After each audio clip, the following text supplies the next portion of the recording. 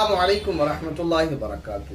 ایک نوجوان مسجد میں آج اس سے ملاقات ہوئی، اس نے روک لیا اور اس نے سوال یہ کیا، کہنے لگا مفتی صاحب اگر کسی نے حرام کھا لیا ہو تو پھر اس کا کفارہ کیا ہے، کیسے اس حرام کے گناہ سے وہ بچ سکتا ہے اگر کسی نے انجانے میں حرام کھا لیا ہے تو اس کا سولوشن جو دیا سو دیا ان کو۔ لیکن میں نے پوچھا کہ آپ مطلب یہ جو سوال کر رہے ہیں کیا چیز ایسی آپ نے کھا لی یا کس نے یہ کھا لیا جس کے بارے میں آپ سوال کر رہے ہیں اور کیا کھایا ہے؟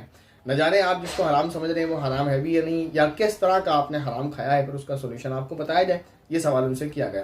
جب ان سے سوال کیا گیا تو انہوں نے جو آنسر کیا کہ یہ حرام ہم نے کھایا ہے تو بڑا شوق ہوا، اور پھر یہ بات یاد آئی کہ ایسے ہی سوال اب سے کچھ ٹائم پہلے کسی اور نے بھی کیا تھا۔ یعنی یہ ایک غلط فہمی لوگوں میں رائج ہے اور لوگوں میں پھیلی ہوئی ہے، لوگ یہی سمجھتے ہیں۔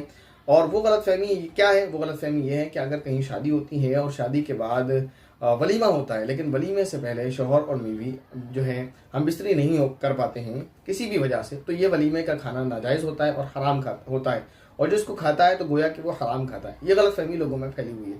یہ بات یاد رکھیں، ایسی کوئی بات نہیں ہے، اس کی کوئی اصل نہیں ہے، یہ بات بالکل غلط ہے، من گھڑت ہے۔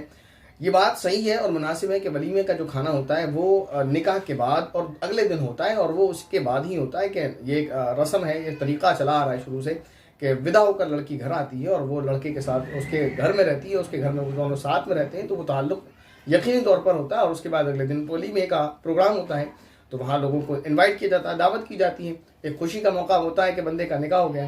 لیکن اگر کوئی اس رات مستری نہیں کرتا ہے کسی بھی وجہ سے اور وہ ولیمہ کر لیتا ہے تو اس میں کوئی حرج نہیں ہے، کوئی گناہ نہیں ہے، نہ وہ کھانا حرام ہوتا ہے، نہ ایسا ولیمہ کرنے والا گناہ گار ہوتا ہے۔ امید ہے یہ بات آپ کو اچھے سے سمجھ آ گئی ہوگی۔ السلام علیکم ورحمۃ اللہ وبرکاتہ۔